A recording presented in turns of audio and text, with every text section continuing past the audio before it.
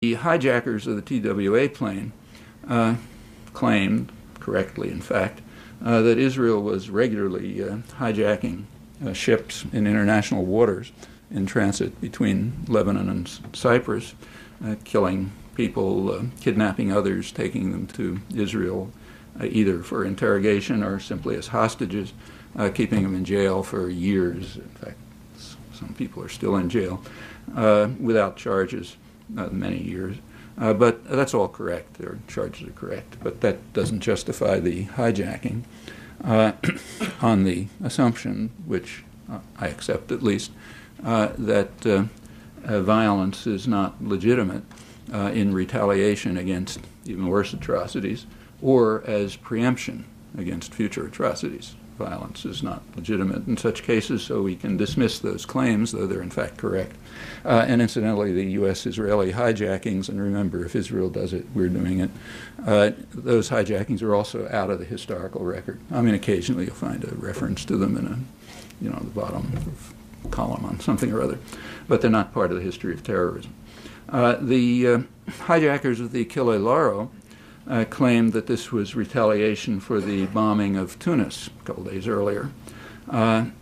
Well, we dismiss that with contempt on the same principle, namely violence is not justified in retaliation or preemption.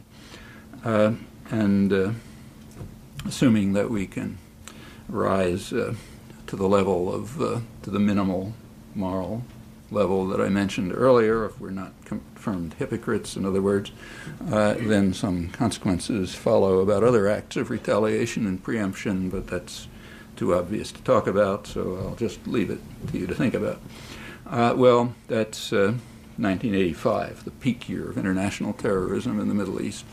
It's a research project. You might see if I left out anything that is a competitor for the prize. I'm not aware of it. And none are mentioned in the literature on terrorism. And notice that, as I said at the beginning, you don't really have to work very hard to see these things.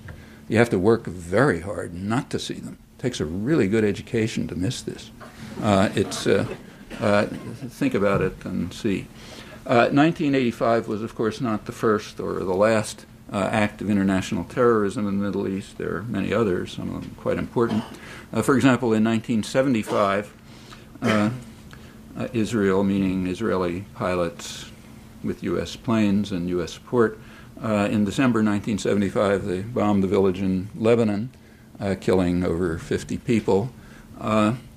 No pretext was offered, but everybody knew what the reason was. At that time, the UN Security Council was meeting to consider a resolution which was supported by the entire world with marginal exceptions, only one crucial exception, the United States, which vetoed the resolution, calling for a diplomatic settlement of the Israel-Palestine conflict, incorporating UN 242 and all of its wording, the main resolution, security and territorial integrity and all those nice things on the internationally recognized border. The offending part of this one was that it also referred to Palestinian national rights, and that's not acceptable to the United States. It rejected them then, it rejects them now, contrary to a lot of nonsense that you read. The U.S. vetoed the resolution that terminated, and this continued, still going on, in fact, year after year of efforts at diplomatic settlement, which the U.S. has unilaterally blocked. Israel doesn't have a veto at the Security Council, so they reacted to the debate by bombing Lebanon and killing 50 people without a pretext. That's not in the annals of international terrorism either. There are many more recent cases, including the two invasions of Yitzhak Rabin and Shimon Peres in 1993 and 1996. U.S. supported in Lebanon. U.S. supported both of them. Lots of deaths, hundreds of thousands of people driven out, and so on. Clinton had to back off his support for the 1996 invasion after the Qana massacre, over 100 people in a UN refugee camp. At that point, he said, "Can't handle this anymore, he better leave." There was no pretext of self-defense in this case. This is just outright international terrorism or maybe aggression. And it continues. So let's go up to the current intifada, which broke out on September 30th of the year 2000. In the first couple of days, there was no fire from Palestinians. It was stone throwing.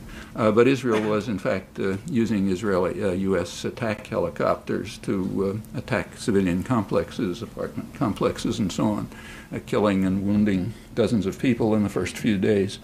The Clinton administration responded to this by our president's phrase, by enhancing terror. Recall Bush condemned the Palestinians for enhancing terror last month, so I'll use his phrase in line with the guidelines. The Clinton administration committed itself to enhancing terror by making, on October 3rd, by making a deal for the biggest shipment in a decade of military helicopters to Israel, and along with spare parts for the Apache attack helicopters that had been sent a couple of weeks earlier. That's enhancing terror in the days right after these helicopters were being used to murder and wound civilians, attacking apartment complexes, and so on. The press cooperated by refusing to report this. Note, not failing to report it, refusing to report it. It was specifically brought to the attention of editors, and they simply made it clear they're not going to report it. There's no question about the facts, incidentally. But to this day, it hasn't been reported, except in the margins. That policy continues. Skip to December 2001, last month, 2 months ago. George Bush was condemning the Palestinians for enhancing terror, and he contributed in the conventional way to enhancing terror, in crucial ways, in fact. On December 15th, the UN Security Council debated a European-initiated resolution calling on both sides to reduce violence and calling for the introduction of international monitors to assist in monitoring a reduction of violence. That's a very important step. That was vetoed by the United States. It went to the who want to enhance violence, evidently. It's hard to think of any other interpretation for this. The press didn't have to bother giving an interpretation because it was barely reported. It then went to the General Assembly, where, as far as I'm aware, it wasn't reported at all, and there was an overwhelming vote supporting the same resolution. This time, the United States and Israel were not entirely isolated in opposition. Several Pacific islands joined in, Nauru and one or two others. So, therefore, not the usual splendid isolation. I don't recall that was reported. About a week before, 10 days before that, there was another major contribution to enhancing terror. The Fourth Geneva Conventions, according to the entire world, literally, outside of Israel, apply to the occupied territories. The United States doesn't vote against this when it comes up in the United Nations. It abstains. I presume the reason is the United States does not want to take such an open, blatant stand in violation of fundamental principles of international law, particularly because of the circumstances under which they were enacted. Recall that the Geneva Conventions were established right after the Second World War, in order to criminalize the acts of the Nazis. So saying they don't apply is a pretty strong statement.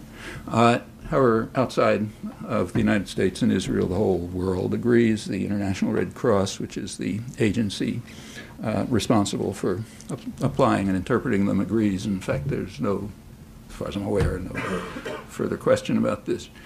Switzerland, which is the responsible state, called a meeting of the high contracting parties for the Geneva Conventions, that is, those, like the United States, that are legally obligated by treaty to enforce them. It's a high, solemn commitment. Called a meeting on December 5th in Geneva, and the meeting took place, passed a strong resolution determining that the Geneva Conventions do apply to the occupied territories, which makes illegal just about everything that the United States and Israel do there. They went through the list, settlements, displacement, everything that goes on. The United States boycotted the session.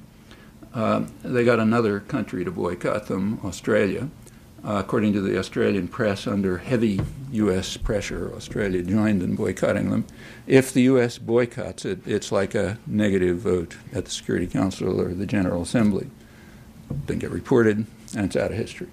Okay, but that's another important step to enhancing terror. All of this took place, incidentally, in the midst of a 21-day truce, one-sided truce.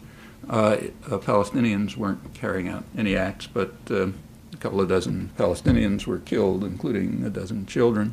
That was right. It was right in the middle of this that these efforts to enhance terror took place. Maybe that's an unfair interpretation, and there's some other motive that I'm not thinking of, but that's what they look like to me. You can think about that. In any event, international terrorism in the Middle East certainly continues, has a long history.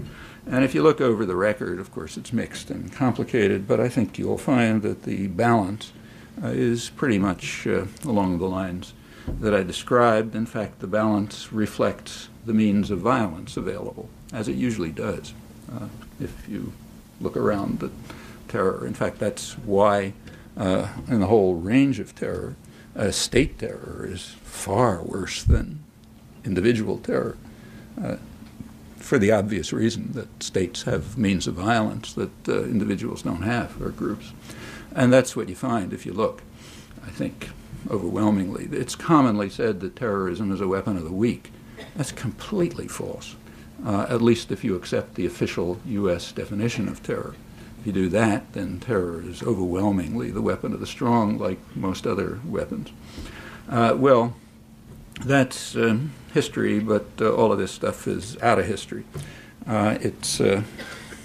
History is what is created by well-educated intellectuals, and it doesn't have to have any resemblance to that thing called history by naive people. And I think if you check this, you'll find that that's true. Well, that's the Middle East. Let's turn to Central America, the other main focus of the plague by depraved opponents of civilization itself. Here I'll be brief, because at least the core parts are just uncontroversial. At least uncontroversial among people who have minimal regard for international law and international institutions and so on. Actually, the size of that category is very easily estimated.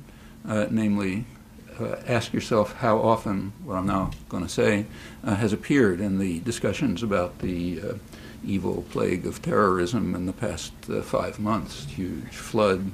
How much has been devoted to some uncontroversial cases? Again, uncontroversial if you think the World Court and the Security Council and international law have some significance.